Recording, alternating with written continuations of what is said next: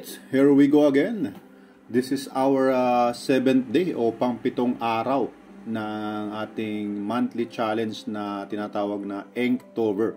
So, Inktober 2023. Alright, so humingi ako ng pamanin sapagkat ngayon lang natin to na-upload at na-edit at na-upload sapagkat kahapon ay sumakit po yung aking ulo.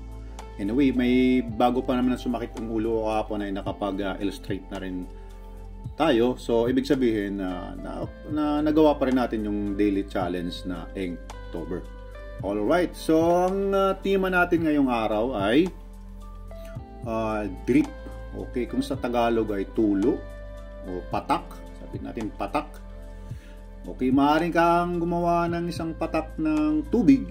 Patak ng kahit anong liquid na bagay. So dito, ang concept natin na gagawin ay drip or patak ng dugo. Yun. Kasi malapit na rin yung Halloween, naalala natin. Next month magkakaroon din na ng Halloween. So mostly ng mga artworks na illustration na pwede natin gawin sa buwan na yun ay medyo mga nakakatakot. Alright. So yung character natin ngayon ay dripping with blood. Yun. So, may mga dugong pumapatak sa kanyang mukha. Alright. So, yung karakter natin ay isang parang anong tawag dito? Joker something or parang elf. Elf yung naisip natin gawin. So, yung pagkakaiba ng elf sa normal na human figure or tao ay yung kanilang tenga. So, yung tenga ng elf ay medyo patulis or matulis. Yung tao naman ay medyo pabilog. Alright. So, as you can see here, we are creating sa ating sketch, which is ang ginamit natin ngayong lapis ay 2B na Faber-Castell. Ayan. So, maganda siyang pang-sketch sapagkat malambot yung kanyang lid. Okay. So, mas mabilis lang siyang mabura. Kung gusto mo siyang burahin, madali lang siyang mabura. Same pa rin yung ginamit nating drawing paper, isang watercolor journal ng sukat ay 6 by 4 inches. Okay. So, medyo challenging yung ating artwork ngayon sapagkat masyadong madetalye. Maybe a little bit of details na kailangan natin gawin sapagkat isang karakter. Alright. So, simulan natin yung inking. Ang ginamit natin ditong point is 0.5 yung lead ng ating pin. Alright, simulan na natin sa kanyang buhok. Okay, sa pag-inking naman, kung tapos na yung sketch ay nasa sayo na yon kung saan ka magsisimula sa pag-inking. Ako, mas nakasanayan kong simulan yung upper part ng kaliwang papel sapagkat right-handed po tayo. So, para maiwasan natin yung smudge ng lapis or smudge ng ink habang basa pa, ay ilalayo natin yung ating kamay sa mga bagong hagod na mga linya. Okay? So, nasa upper part ng left side yung una ko laging sinishade. So, kung gagawin mo naman sa ibang part, maybe sa baba or sa gitna, pwede naman. Pwede kang maglagay ng extra paper sa ilalim ng kamay mo upang hindi ma-smudge yung ink or itong graphite na sketch natin. So, sapagkat itong lapis na sketch natin ay dumidikit ito sa balat o sa kamay natin kapag nadadaanan ng ating kamay. So, para malinis or hindi mag-smudge yung sketch natin sa drawing paper, pwede ka maglagay ng papel sa taas nito. Parang parang blocker lang para hindi siya madiinan. Okay. So, semi-realistic pa rin, comic style yung ating karakter na ginawa. Pin and ink pa rin ito sapagkat ito ay Inktober. So, walang kulay. Marami pa rin gumagawa ng may kulay dahil trip nila. Wala namang problema yon. Pero sinimulan nila yung kanilang artwork sa ink. So, ang challenge pa rin natin ngayon ay pin and ink. So, black and white pa rin. So, paano natin i-illustrate itong ating dugo? So, ibig sabihin, dark black lang yung maiging shading ng ating dugo. Saan natin ilalagay? Mapapansin nyo meron siyang cut sa may noo. which is doon natin padadaanin yung kanyang dripping blood. Okay? Ito sa may noo, sa kaliwang part ng kanyang mukha. Alright. Sa pag-inking ng mga ganitong illustration, kung ano yung ginawa mong sketch ba, kung ano yung ginawa mo, hindi mo naman siya kailangan na literal na susundin. Pwede mo siyang i-modify while in the middle of inking. Pwede mong dagdagan, pwede mong bawasan. If you think na may kailangan kang adjustment na gawin, pwede mo siyang iorong or iabante. Kung sa tingin mo ay sumobra or kumulang yung ginawa mong sketch. Alright, so mapansin nyo dito sa damit, medyo inangat ko ng konti sapagkat feeling ko yung damit niya ay medyo kailangan ko siyang iusog.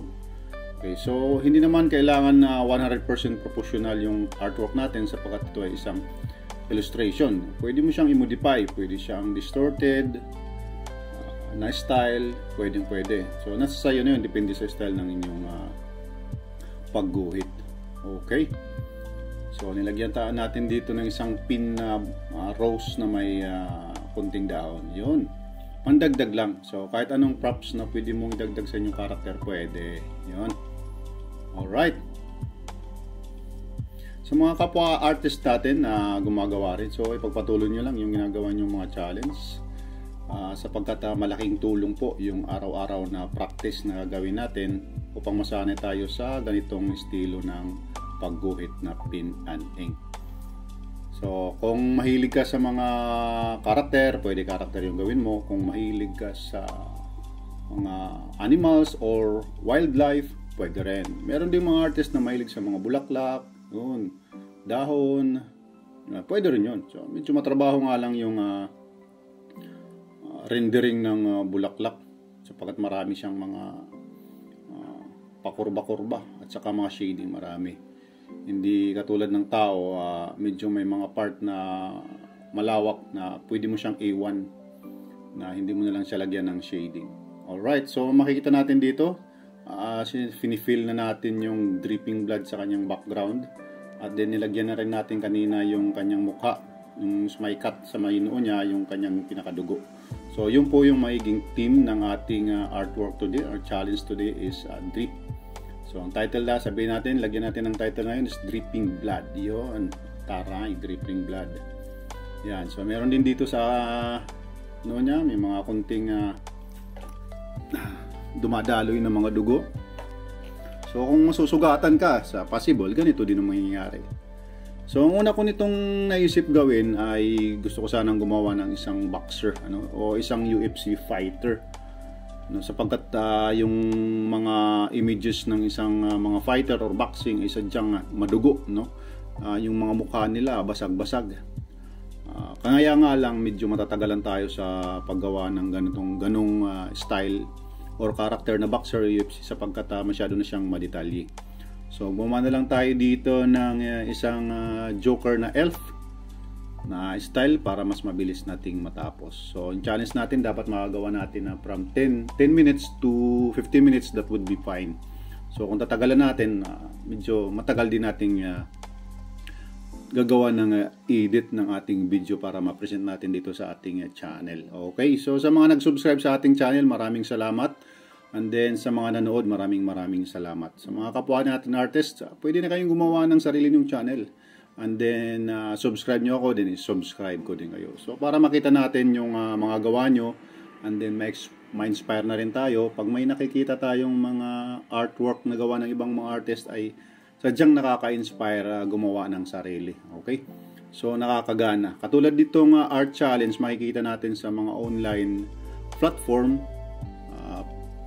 Hindi ko na i-mention kung ano yun, but most of us active doon ay marami tayong nakikitang mga gumagawa ng ganitong mga art challenge daily. So, ang ganitong challenge ay hindi mo siya kailangan namang gawin para sa kanila, para sa kanila or para sa mga viewers. Ginagawa natin to para sa ating sarili upang mag-improve tayo sa ating pagguhit. Okay, so nire-record lang natin, binibidyo natin para mailagay sa content, para ma-share na rin natin sa mga kaibigan nating mangguhit or sa mga kapamilya or sa mga kaibigan kahit hindi mga artist na na-appreciate yung ganitong mga talent or artwork. So marami rin tayong mga kaibigan na mahilig sa art, pero kahit na hindi sila marunong gumuhit or magpinta or mag-drawing, ay na-appreciate nila yung galing ng mga katulad nating mga artist. Mabuhay kayo! Suportahan po natin yung mga kapwa natin artist. Alright. So mapapansin natin dito, nagre-render na tayo ng mga shading simula pa na kanina. And then ang ginamit nating point ng ating pin is 0.02. So mas maganda talagang gamitin pag shading yung pinakamaliit na pin, sapagkat pino yung kanyang stroke. So kung malaking point ang gagamitin natin, ayun, mangingitim na yung artwork natin or isang character. Masyado siyang magiging dark or mataas yung contrast. So kagaya ng ginawa nating isang artwork ng spider, ang ginamit nating point is brush at saka isang 0.05 for shading, sapagkat medyo scary yung ginawa nating artwork. So tinaasa natin yung contrast. So sa mga ganitong simpleng illustration, pwede kang gumamit ng maliit lang na pin. So ang ginamit natin dito ulit ay isang 0.5 for strokes, and then for shading is 0.02. And then yung ginamit nating pang fill ng mga dark shades ng drips ng dugo ay yung brush pin natin. Okay.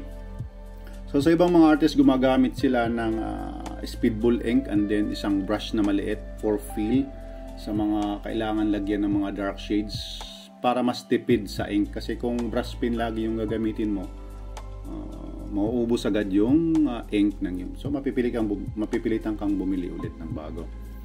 So nagpunta ako ng National Bookstore. I was looking for a speedball ink at wala silang stock o hindi sila nagbibinta. Pero tiningnan ko doon sa kanilang mga shelves, meron silang binibintang speedball. Ewan ko, paano naman nila gagamitin kung wala silang ink? So hahanap sa ibang store para sa speedball ink. Yung speedball ink ay magandang gamitin pang fill, sapagkat parehas yung ink quality nitong Pigma, Micro Pigma ink. So water-based din siya, mas maganda siyang i-fill sa mga dark shades. Mapapansin mo kung brush pin yung gagamitin sa fill, pag fill, ayan, makikita natin meron siyang mga strokes na may dark light sa shading. So kung gagamitin mo dito is brush, and then i-fill mo yung gamit yung speedball ink, ay mas maganda, mas flat, mas dark yung kanyang output. So mas ina-advise ko yun yung gamitin natin sa pang-fill ng mga dark shades. Okay. So ayan, so malapit na matapos yung ating artwork. Nilagay natin yung ating mga straight lines for background. At syempre, kailangan natin itong lagyan ng pizza or theme ng ating artwork. Okay, so hindi tayo mapili kung anong pin. Dapat yung gagamitin natin dito is brush pin for sa pagsulat ng tema. Pilit-pilit tayo. Medyo nakakalito din minsan tong mga pin na to kasi pare-parehas yung itsura. So kailangan mong makita yung number sa katawan. So pag nagmamadali ka o sa tagal ng yung pagguhit, ay hindi mo na mapapansin. Minsan nagpapalit-palit yung mga cap ng mga pin natin. At syempre sa huling kabanata ng ating illustration ngayon, ipirma natin para patunay na tayo yung gumawa. Alright, so tapos na yung ating artwork. Sa mga nanood, maraming salamat, at sa mga hindi pa nakapag-subscribe ay mag-subscribe na po kayo. Pakihit na rin ng share and like button para makita ng ating mga kababayan yung ating art challenge for today. So maraming salamat po. See you on the next challenge.